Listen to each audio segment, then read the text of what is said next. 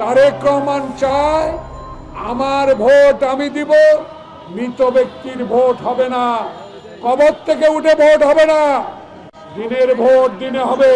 Vote কেন্দ্রে কোনো মাস্তান থাকবে না, ভোট কেন্দ্রে কোনো কারচুপি হবে না। নির্বাচন কমিশন প্রধান প্রিজাইডিং অফিসারকে নির্দেশ দিবে না অমুককে ভোট দিয়ে দাও, এমন ভোট চায় তারেক রহমান। তাই আপনাদের গায়ে জ্বালা পোড়া শুরু হয়েছে। এই জ্বালা পোড়ায় কোনো লাভ হবে না। বাংলাদেশে সবচেয়ে জনপ্রিয় দল বাংলাদেশ জাতীয়তাবাদী দল, সেই দলের নেতা তারেক রহমানকে আজকে বলতে হচ্ছে কেতাবি সংস্কার দিয়ে এই সংস্কার চলবে না।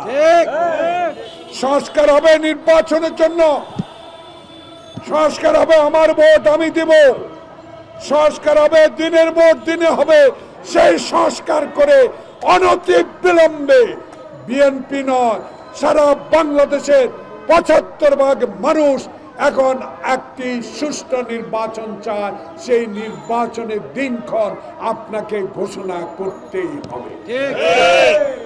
আমরা জোর করে ক্ষমতা যেতে চাই, আমরা হাসিনার মতো ফ্যাসিস্ট হতে চাই না, আমরা গণতন্ত্র হত্যা করতে চাই না, আমরা জনগণের সেবা করতে চাই। যেই জনগণ বাংলাদেশ জাতীয়তাবাদী দলকে ক্ষমতায় বসিয়েছিলেন, সুষ্ঠুভাবে দেশ পরিচালনা করেছিলেন, হাসিনার মতো ফ্যাসিস্ট সরকার পৃথিবীর ইতিহাসে আছে কিনা আমি জানি না।